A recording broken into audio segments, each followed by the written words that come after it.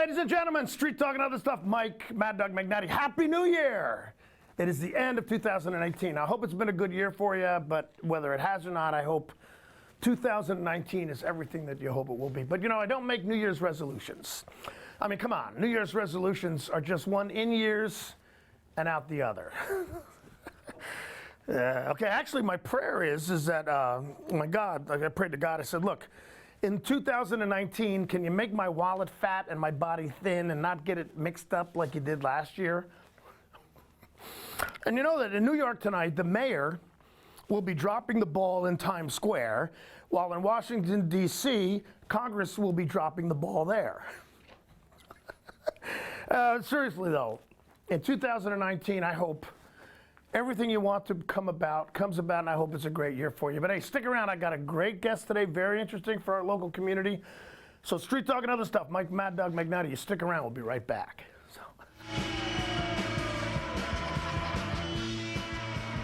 Hey everyone, did you know that the NCWLIFE channel is North Central Washington's go-to source for news? No matter how you prefer to view your news, NCWLIFE has you covered. Watch the evening news weeknights on TV, stream it, read it at ncwlife.com, or catch the latest news by following us on Facebook. Stay informed with local news, sports, weather, and shows featuring local people and events. NCWLIFE, a reflection and a spotlight of the communities we call home. Everything we do is about delivering very high quality care and keeping our patients safe. We really work as a team here, and so that's really what makes it worthwhile. I give 100% every day, and I do that because I work for a company that I believe gives 100% back to me. The bottom line is we genuinely care about our employees. It is the most incredible place to work, and you will be inspired every day.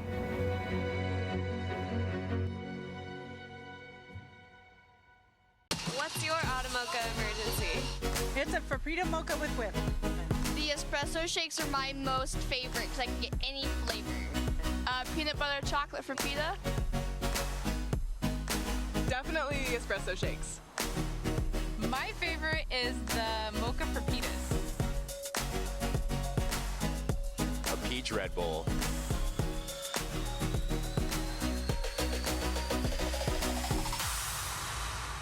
I'm Tom from Alpine Air Heating and Cooling. At Alpine Air, we think of ourselves as customer service-oriented retailers. When you make an appointment, please visit our store, meet our people, see our shop. We are serious about heating and air conditioning. Carrier and Alpine Air are offering huge factory rebates and financing options for all your needs. Turn to the experts at Carrier and Alpine Air. Call for your free replacement estimate. Heat and air, call Alpine Air, 662-6846.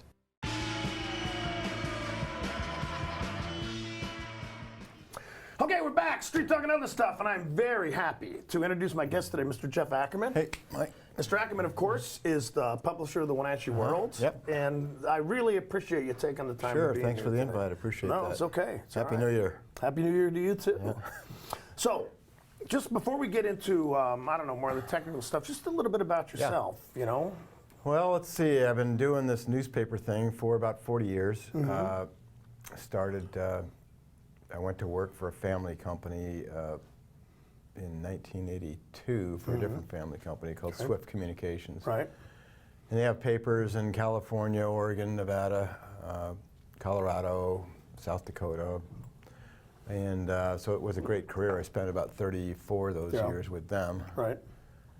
And then retired for a couple of years, and then out of the blue, opportunity came up in Wenatchee, and here I am. Now, how did that make you feel when somebody called and said, hey, we need you, Jeff? Pretty cool. Really? Yeah. I've always wanted somebody to do that to me, and it's never happened, you know? For an old guy. Oh, yeah. Yeah, you know, so yeah, it was great. And so I flew here to Wenatchee, looked at the area, and how do you not fall in love with Wenatchee, right? Oh, so I know, Wenatchee's great. I hooked up with Rufus Woods, and he took me around town, and gosh, everybody we passed knew Rufus. Sure. You know, knows everybody in town. Sure. I think what sealed the deal for me was walking into Pybus with Rufus, and I thought that was the coolest thing I'd seen. It is very cool. After walking along the river on that wonderful path. And so you on should have so seen forth. it before when it was still the metal fabrication plant, whatever. You wouldn't believe that it's been transformed. What a beautiful asset. Yeah. And so the downtown's vibrant, and so I got a really good feel for the community. I like the outdoors, and as an outdoors guy, this has everything you could possibly want in the community. So, now, was journalism always your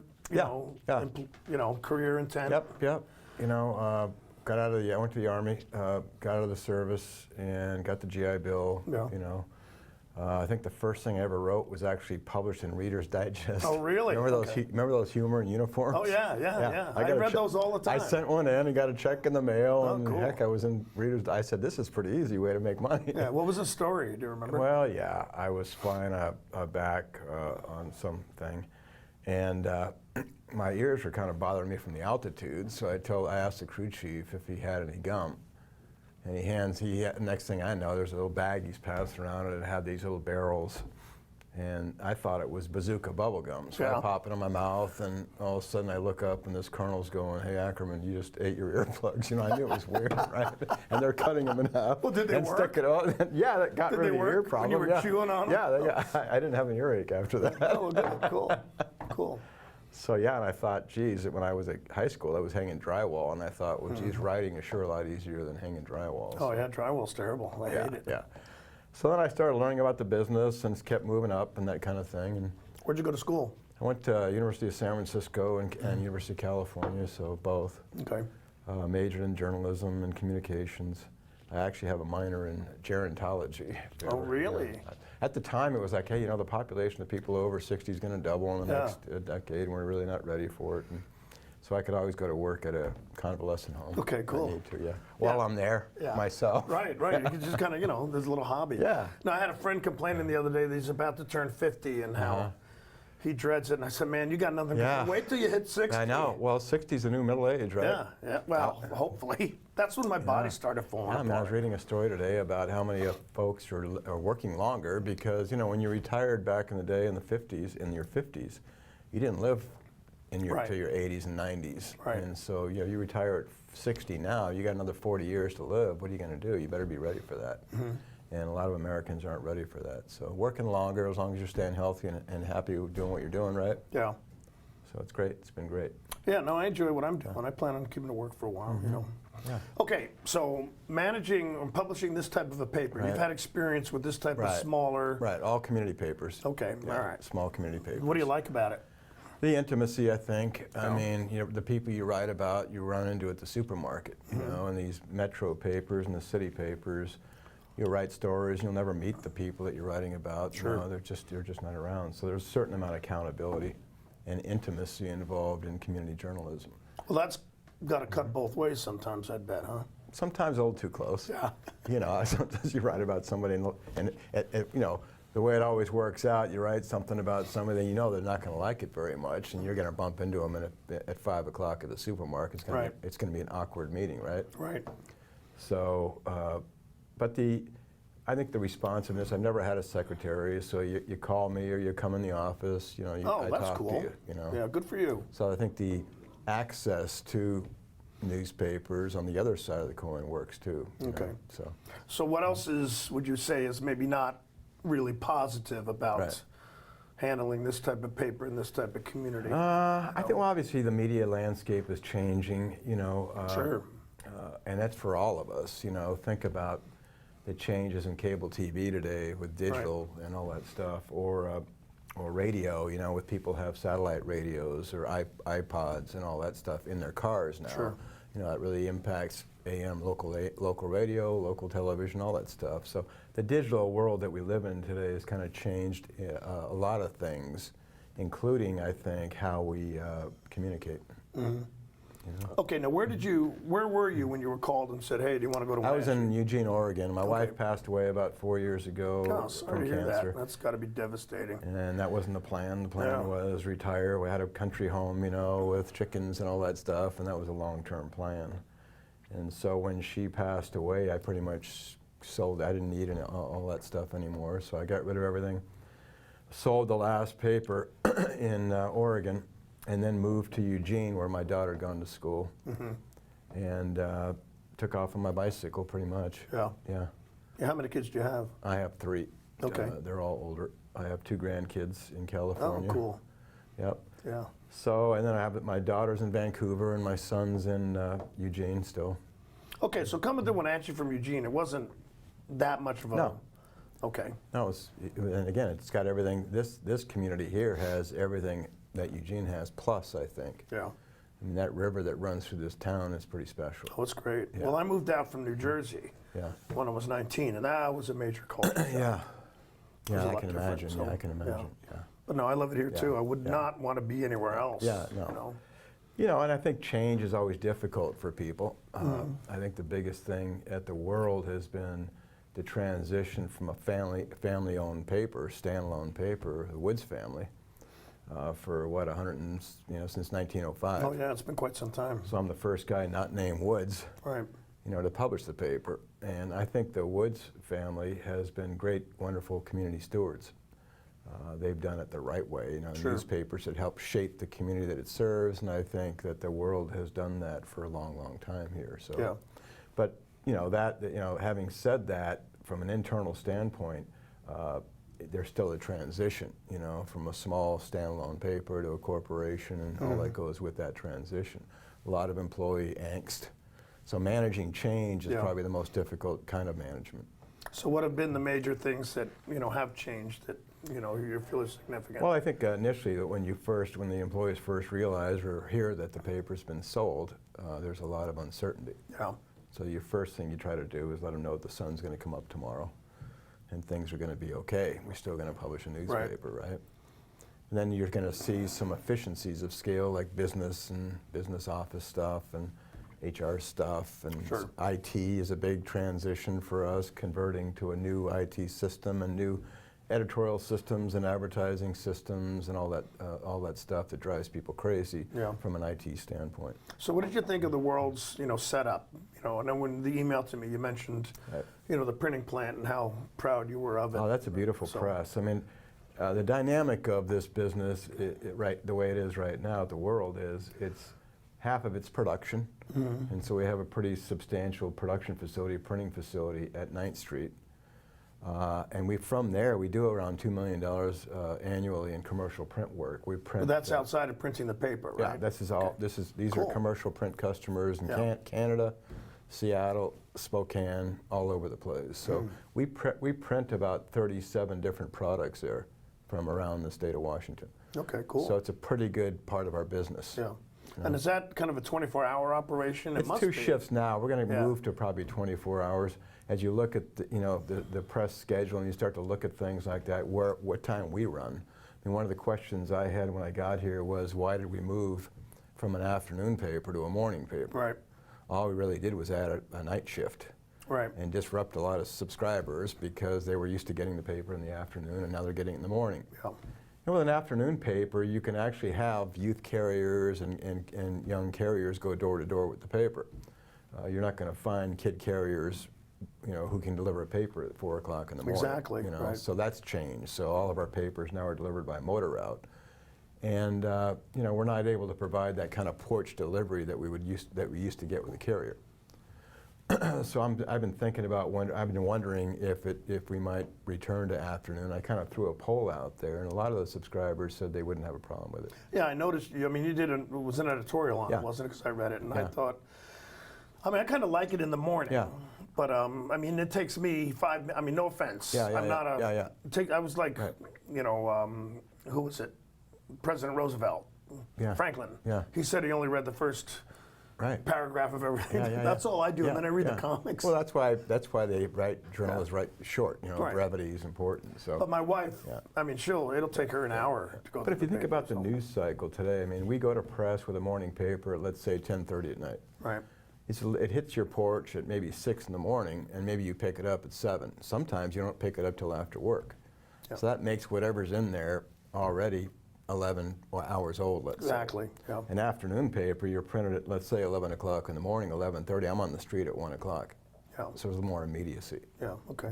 From a news standpoint, it kind of makes sense. So, is that still a viable possibility that you might go back to the afternoon? Well, I think I might have done that, except it was getting too close to winter, and I don't want to go through the disruption of of that kind of a thing while you got snow on the ground and while you're already dealing with delivery. Yeah, because you'd have to really redo all your carrier systems. Right, and I'm very sympathetic to carrier issues because, you know, delivering papers when there's no traffic out there is easy.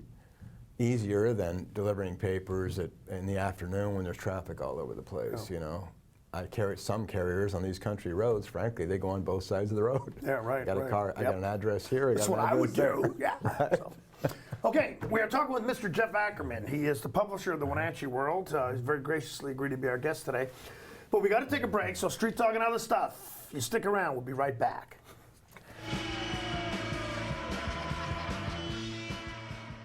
Did you know that dental disease is the #1 illness affecting a pet's health? Bacteria from the mouth gets carried into your pet's blood and can affect the heart, lungs, and kidneys. By age 3, nearly 75% of pets have some form of dental disease. Dr. Shauna Bass and the staff at Paws and Claws Veterinary Hospital care about your pets, and good dental care can help your pet live a long and happy life.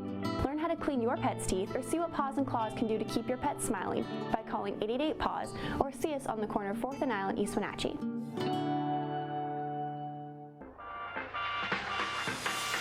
NCWLIFE Channel is proud to present the Spotlight on Business.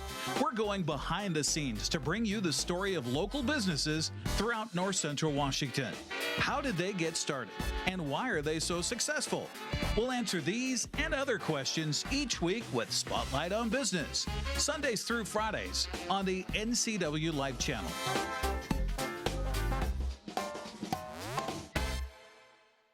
When our customers come to senior insurance, again, we're thinking more about the whole experience, and that's why I took a lot of time to design a space like this where we teach people about Medicare. We don't sell insurance, we teach you how to buy insurance, because buying is something you do, and I want folks to be a part of this. So as they're heading out, I hope they feel like they've been educated, they're now in a suitable fit, and I hope they also had a good laugh and a good time.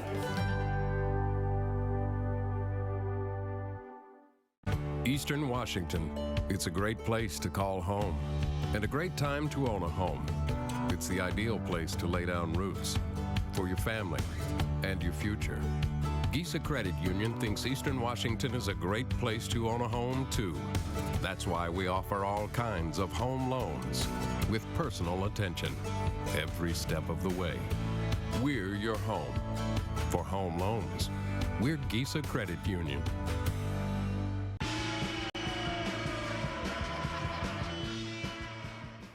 Okay, we're back. Street Talking other stuff. I'm talking with Mr. Jeff Ackerman. He's the publisher of the Wenatchee World. Okay, moving to Wenatchee, how did you adapt? You know, because it is it's a unique place. Well, it was easier for me to adapt. It's just me. So, you know, I settled right in, and there's a lot of work to do. So, you know, I spend most of my time at work. You know, work. You know, a lot to keep me busy. So when I'm not working, I'm riding my bike or doing those kind of things. You know, I'm involved in a couple of Rotary, and you know, just joined Rotary. I'll probably go to my first meeting in January. Which Rotary Club did you join? It's a Wednesday. Wednesday group, and then Exchange Club on Fridays. Right, I saw that you had mentioned the paper. Yeah, we just sold Christmas trees. That's a great group. Yeah, that's a crazy bunch. No, that's a good group. So you know, just the normal community stuff that you do. Cool. In business. Okay, let's get into a little technical stuff here. The news media, print media as a watchdog. Right. Okay, what is your opinion on that? You know, because I know the World or other papers have said it's our responsibility to find out about things that are wrong and expose them and that type of thing. Well, I think that's a role. You know, ultimately, I think in a small community paper, you know, you typically only write about someone 3 times in their life when they're hatched, matched, and dispatched. You know, right. So it's the you know? I like that's good. I like that. That's good. You know, it really is, especially these papers that are around for as long as this one has. It really is a record of the community. You know, so there's that aspect of it. You know, if you get behind the headlines and past that stuff, you'll see honor rolls and wedding announcements, you know, and anniversary announcements and high school sports stories and really good feature stories. And I think our newsrooms have done a good job of covering that kind of stuff, while still, you know, dealing with some of the heavier issues that you have to deal with. Sure. You know, I think the government watchdog role is still the foundation of journalism. But I think at the end of the day, I think people just want good stories, you know, you know, and we're storytellers.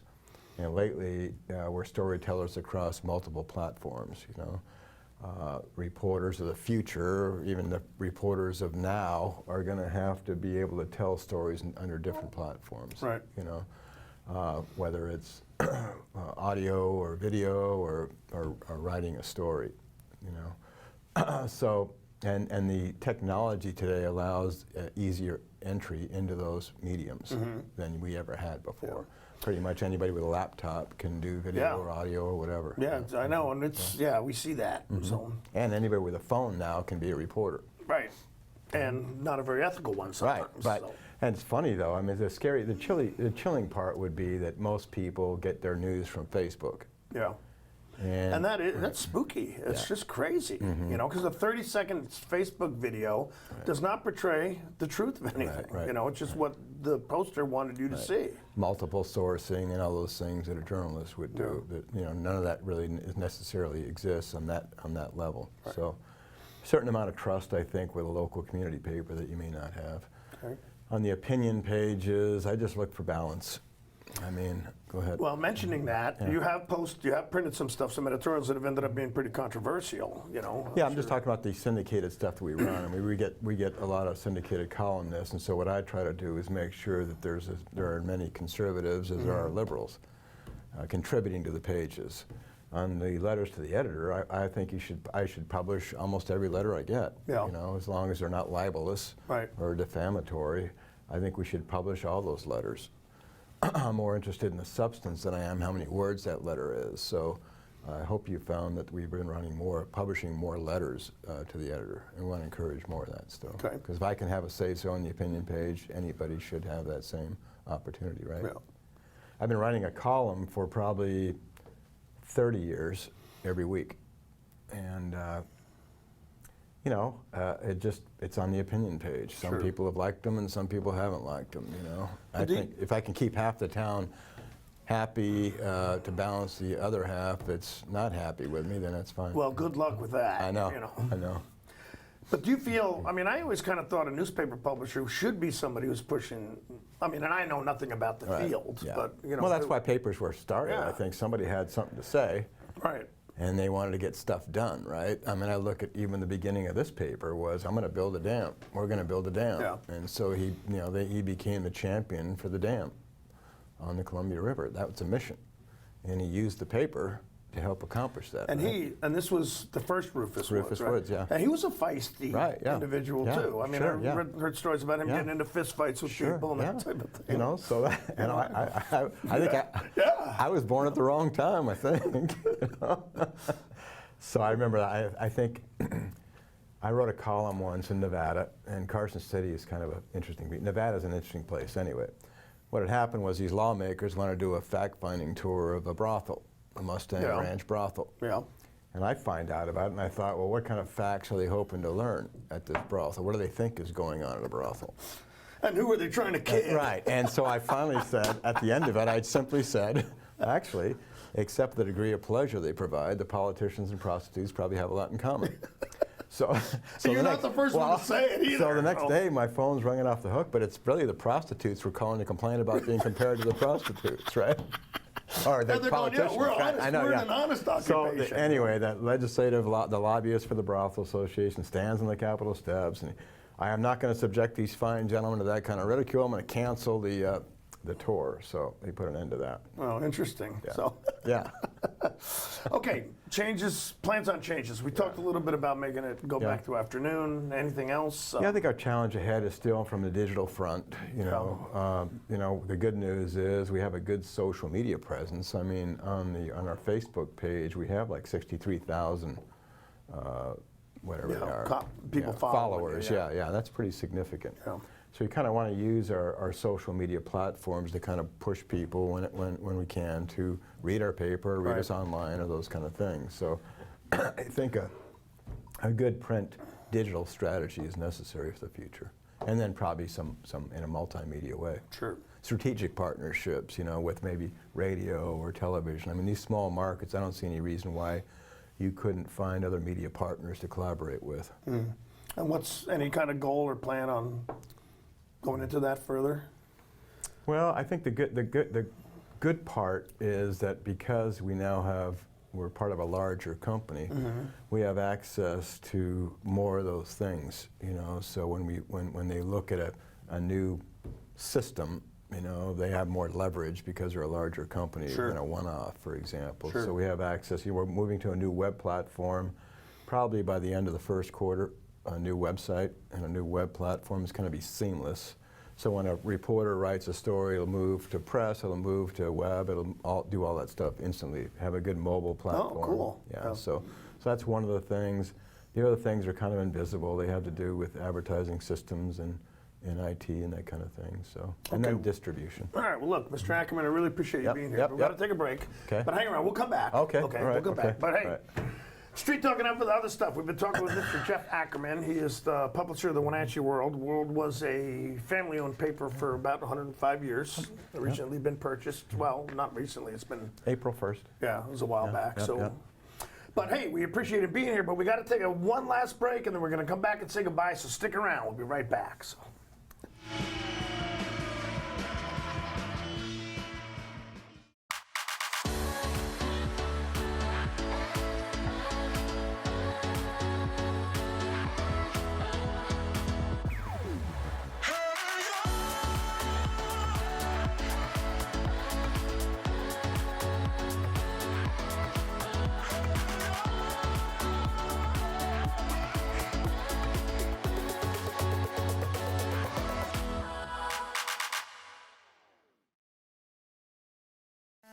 Only one country could build a truck like this. Designed in California, engineered in Michigan, tested in Arizona, and assembled in Mississippi. Powered by Cummins of Indiana. The all-new Nissan Titan. It's an American classic. Is it on your list? Come down and see us at Town Nissan behind Costco in East Wenatchee. Family means something in these parts. Family owned and operated means even more. At Rose Tractor, you're buying more than a product. You're buying years of knowledge through multiple generations. At Rose, we have the latest Cub Cadet snow throwers, single stage, 2-stage, and even 3-stage. We have Cub Cadet snow throwers that can tackle any job, large or small. Stop in and let our friendly staff help you find a snow thrower that's right for you. Rose Tractor, quality brands you can trust year after year. Hey everyone, did you know that the NCWLIFE channel is North Central Washington's go-to source for news? No matter how you prefer to view your news, NCWLIFE has you covered. Watch the evening news weeknights on TV, stream it, read it at ncwlife.com, or catch the latest news by following us on Facebook. Stay informed with local news, sports, weather, and shows featuring local people and events. NCWLIFE, a reflection and a spotlight of the communities we call home.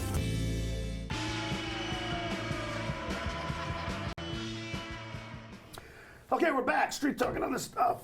Excuse me. Been very gracious of Mr. Ackerman to come on the show today, and I very much appreciate it. Sure. It was nice to meet you, too. You too. know? Appreciate the time. So, New Year's. Yep. Got any plans, you know? New Year's. Gosh, let's see. I'm going to probably be like you. I'm not going to make any resolutions. Yeah, I never do. I don't. No. So. Well, do the right thing. How about that one? Yeah, well, what's your plan for tonight? You know, you're going to...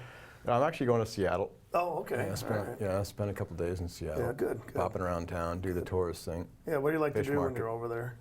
Just hang out, walk around, people watch, you know, go watch them throw fish around and that kind of thing. Oh, yeah. So that'd be kind of cool. We do pretty much the same thing, but, you know, we park our car, because I don't like driving over there. It's just crazy. But Seattle's a good place to visit. Yep. Looking forward to it. So, okay, Street Talking Other Stuff. Mike, Maddog, Magnotti. Again, my thanks to Mr. Ackerman for being here today, publisher of the Wenatchee World. And I want to wish you a very happy new year. Be safe.